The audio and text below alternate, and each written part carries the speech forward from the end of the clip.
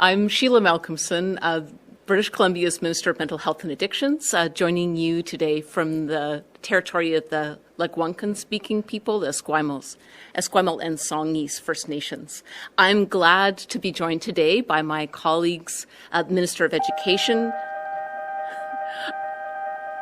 and the legislature is just beginning. My colleagues, the Minister of Education, Jennifer Whiteside, and Minister of Children and Families, Mitzi Dean, along with Geneva Healy from Fraser Health and Rachel Liu, a valued member of our province's advisory council. Today marks a critical milestone in a pathway to hope, our plan to create a seamless integrated system of mental health and addiction care in British Columbia. The largest investment in mental health and addictions care ever made in British Columbia, a new $500 million announced in last week's provincial budget, brings us to this important moment for mental health in BC. A pathway to hope focuses on our most urgent priorities first, so that we're helping people who need it now and reducing demand on services down the road. The cornerstone of our plan is to improve wellness for children, youth, and young adults. This is more important now than ever as the pandemic continues to take its toll on our youth. We want every child to have their best possible start. Resolving small issues before they become big ones can avoid needless suffering, and addressing trauma early on can make a lifelong difference. That's why our priority is on transforming mental health and substance use care for young people, improving access and quality, integrating services, and bringing services to meet youth and their families in their homes, communities, and schools. And that is why we are here today. Today, our government is investing over $56 million to expand vital mental health and substance use services for children and youth across British Columbia. 15 more communities will receive enhanced services that will add capacity on the ground, where it's needed most. Over $40 million and approximately 350 full-time workers, new workers, will support BC's young people and their families to access services early on so they'll be less likely to need help down the road. Integrated child and youth teams are a leading-edge approach to better mental health care and substance use care. To get help, many families and youth have had to knock on one door after another, losing critical time when help is urgently needed.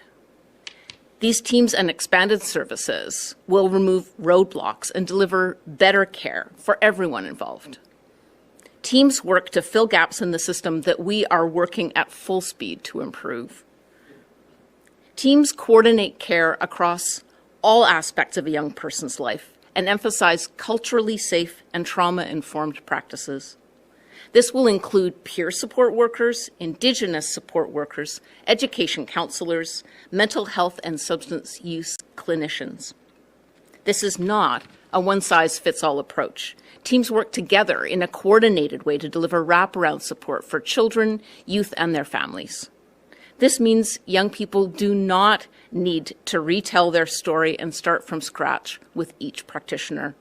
This is about seamless service that builds trust for better outcomes at school, at home, and for life. Today's announcement is complemented by an additional $16 million to further expand early years mental health services. This investment will add over 60 new full-time workers over the next 3 years. Families with young children will have better access to mental health care during these important formative years. This will help protect children's mental health now in these critical early years and in the years to come. Every young person deserves a good start to life. We are working to get there, one step at a time, and we will continue to invest in the mental health and well-being our young people and their families need. Our government has been working around the clock to keep people safe and to work toward a strong recovery, and that includes supporting children and youth and their families when they need it most. We won't stop working for you. And I'm now happy to welcome my colleague, Jennifer Whiteside, the Minister of Education, to say a few words.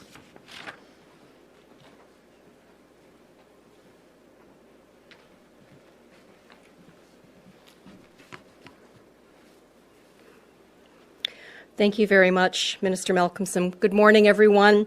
I'd like to acknowledge with respect that today I'm on the traditional territory of the Lekwungen-speaking people of the Songhees and Esquimalt First Nation. Now, more than ever, we need to prioritize the health and well-being of our children and youth in BC. We know many young British Columbians have experienced stress and anxiety in their lives as a result of the pandemic. We've heard from school administrators and staff, from our education partners, parents and others, that the pandemic continues to impact the mental health of students in our K-12 system. And while we know that with the vaccine rollout underway, there are better days ahead, it will take time to fully recover from the immediate and the lingering effects of COVID-19. We must be prepared to provide more and better integrated supports for students now and in the years ahead. Budget 21 adds $6 million to further support critical student mental health initiatives in schools over 3 years. But there's so much more. That's why Minister Malcolmson's announcement of $56 million in new funding is so important and so welcome.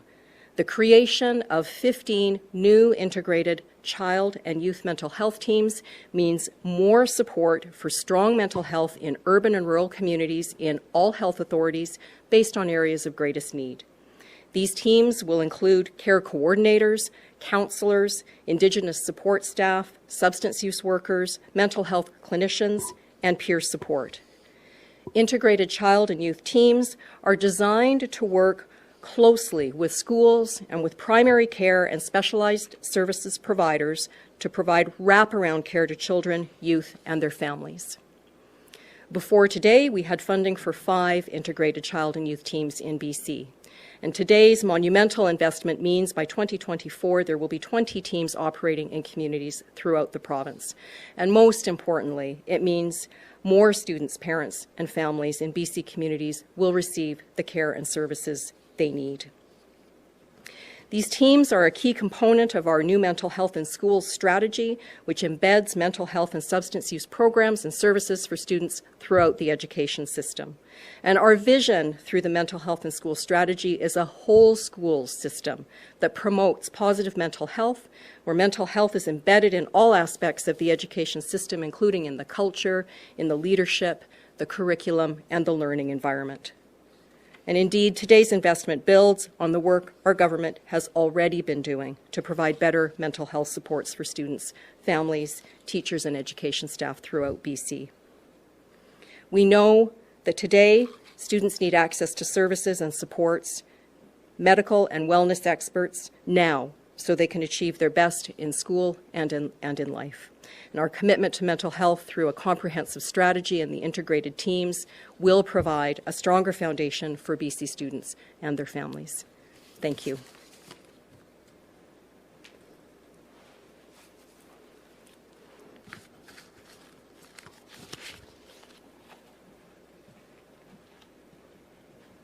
Thank you so much, Minister Whiteside. And let's now welcome Mitzi Dean, Minister of Child and Family Development, to speak more to the early years in mental health expansion.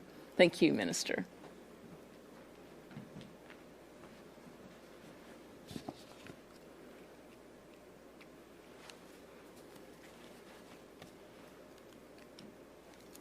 Thank you, Minister. Hello, everybody. I'm so happy to be here with my colleagues on the traditional territory of the Lekwungen-speaking people, including the Songhees and Esquimalt nations. Thank you so much to our guests who are here virtually as well. I share my colleagues' sentiments on this issue. We all agree that children need to be supported to learn, grow, and reach their full potential.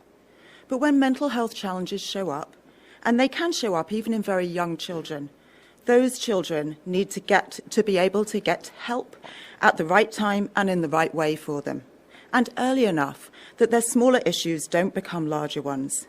Children and youth in BC need a more seamless care experience. Whether they're accessing services in person or virtually, children need a direct connection with caring, experienced and capable professionals. Those trusted relationships can make all the difference in helping children heal from trauma, address anxiety, and build a strong foundation for the future. To complement the integrated child and youth teams you've heard about today, we're also investing more than $16 million to expand early years mental health services in BC. These services are available for children from infancy to 6 years and can support them with social, emotional, developmental, or behavioural challenges. We'll hire about 60 full-time professionals to work in the communities where the integrated child and youth teams are located. These teams of caring professionals like family support workers, family interventionists, and Aboriginal Infant Development Programme consultants will help ensure that young children and their families are getting the support they need to succeed. Having more people on the ground means families won't have to wait as long for help. And by working together, the early years mental health teams and integrated child and youth teams will be able to put the needs of children at the centre and make sure programmes and services are tailored to each child. During this unprecedented time, when the resiliency of all our mental and physical health is being tested, it's important to know that it's okay to not be okay. We will continue to put the mental health of BC's children and youth first and build capacity in communities to best meet the needs of families. Today is an important step on the pathway to hope. HK.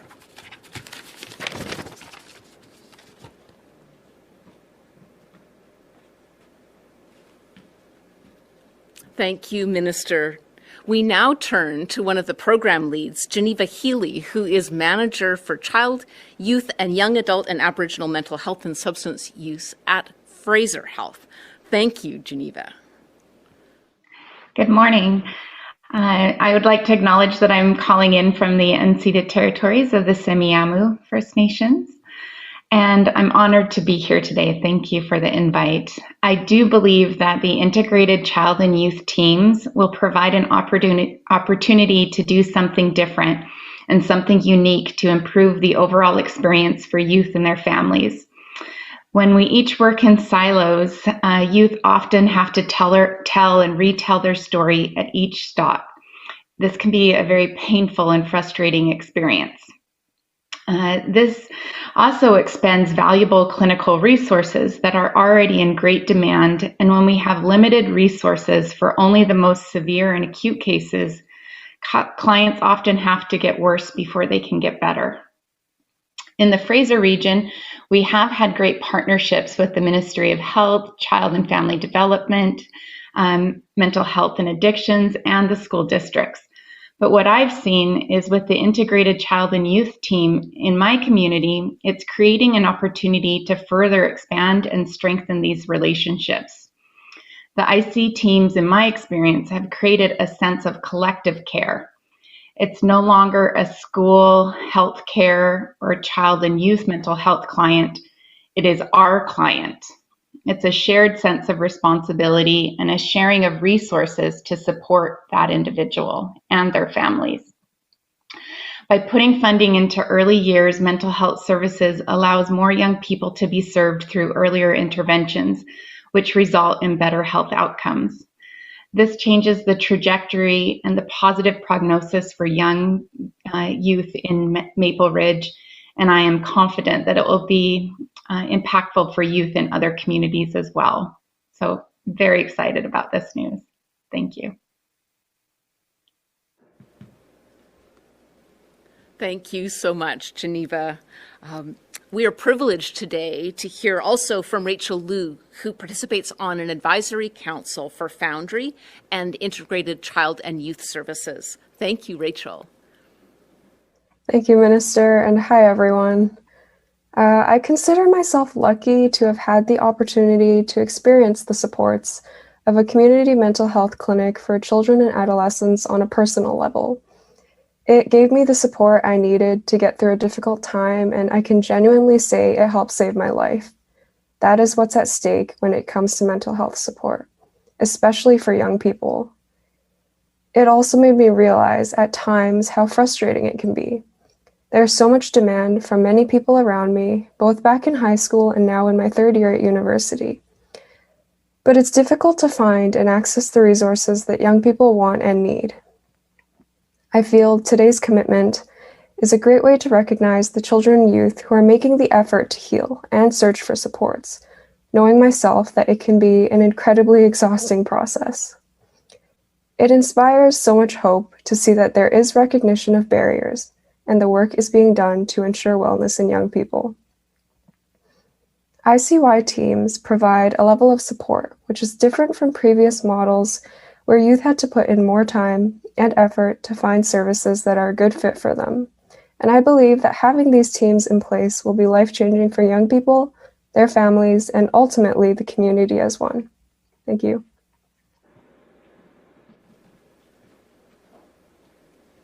Thank you so much, Rachel.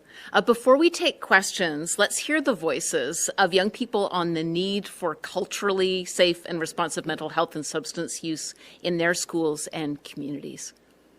I know kids my age that struggle with depression, anxiety, stress, friend issues. Just being a teenager. Schools are where kids should feel safe in. So To have access to mental health services at school, I think would be super beneficial because it's so much easier to reach out. It removes the shame. Not every student is comfortable telling their parents that they're struggling with mental health, and so it removes a lot of pressure. Having the supports makes it so that you're never really alone. It's really helpful to know that there's a support system in my school that can help me with my struggles.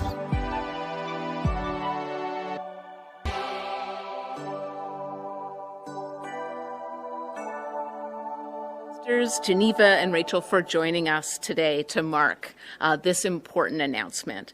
We're now going to take a group photo virtually before we take questions. And ministers, please join me.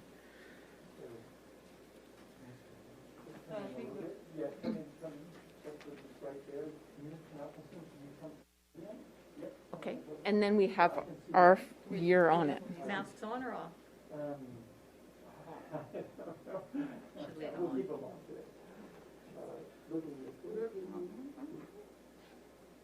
Sorry, Doctor.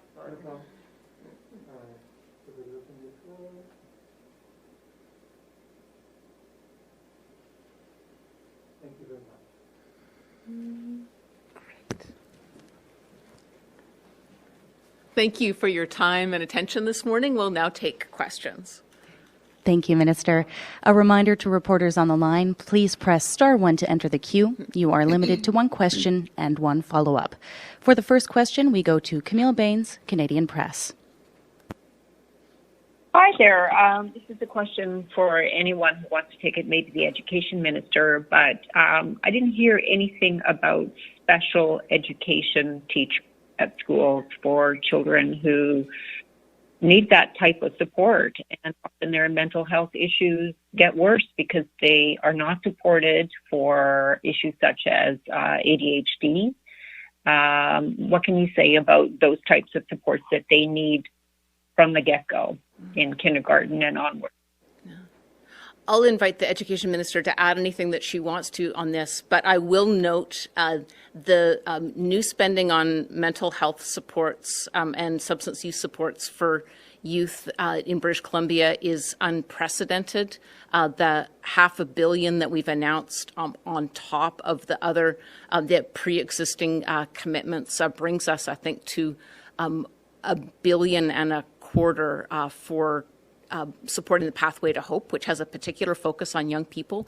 And today's announcement is just two of those programs within this year's budget. So we will have more to come on other supports. Anybody who's listening, I hope that you share my enthusiasm about these two programs that we have announced today. One focused on a community-based approach, the other focused particularly on getting to the youngest people before they even hit the school system. But know that there is much more that is embedded into this year's budget and into previous year's commitments. We know that there's more support that young people need. Today's announcement is just too small. Well, two big and important parts, but not the full extent of the government's commitment. We'll have more news in the weeks and months to come as those new programs are ready to announce. And I'll would you like to add anything, Education Minister?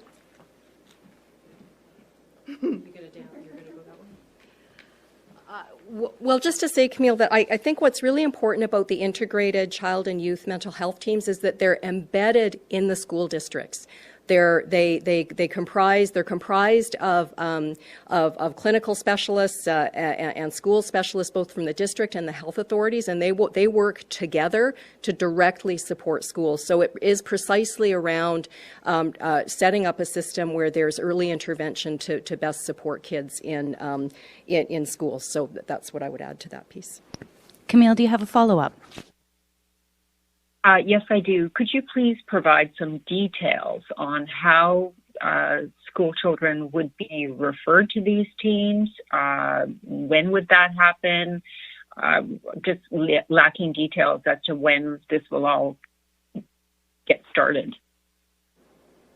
Well, we do have the experience already of the 5 school districts previously announced. Comox and Maple Ridge are the furthest advanced, but we already have examples of how the referral process really goes in both directions.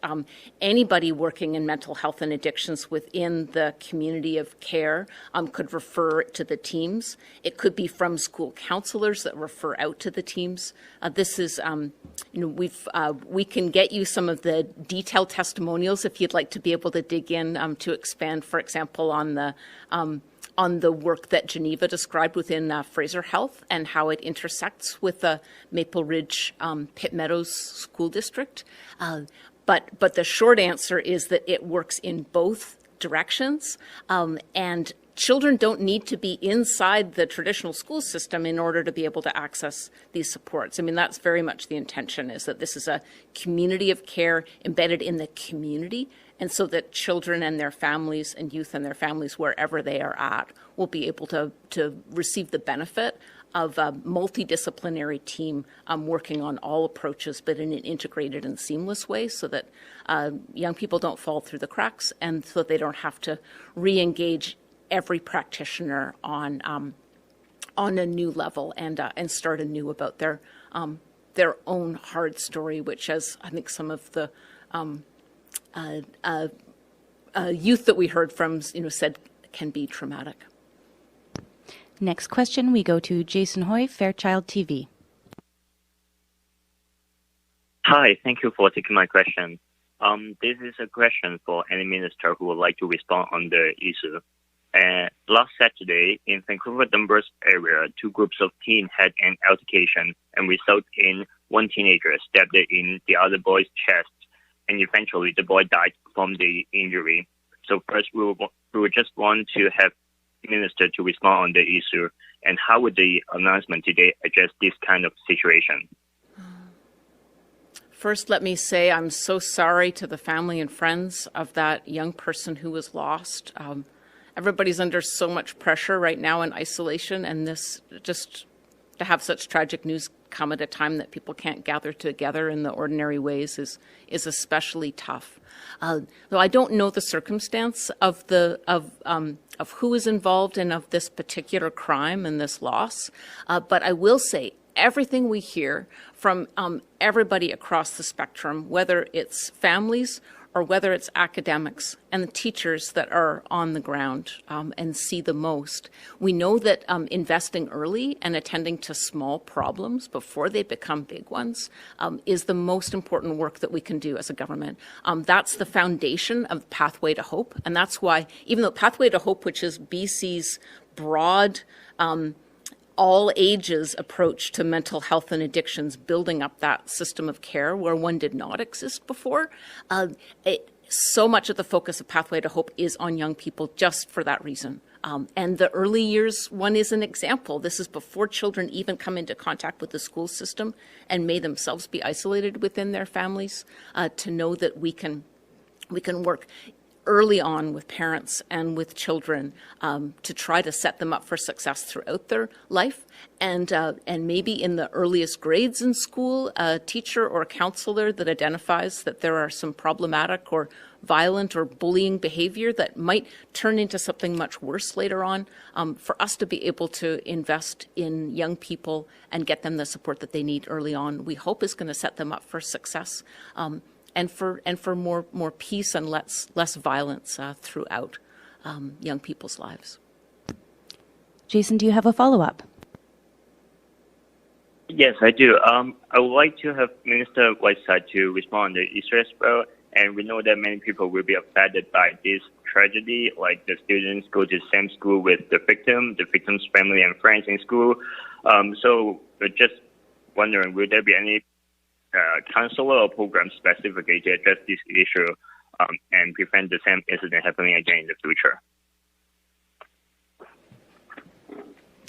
Well, thanks for that question, Jason. And I'll also let me express my condolences for the grief that the families and loved ones of the young victim are experiencing today. Again, I am not familiar with the circumstances of the situation that occurred on the weekend, but I can say that the schools will have been aware. They will have we will have triggered our response under our RACE program, our Expect, Respect in a Safe Environment program, which is about reaching out and ensuring that that students have support in situations where there's been a traumatic event. So I'd expect that those services have been provided. Thank you.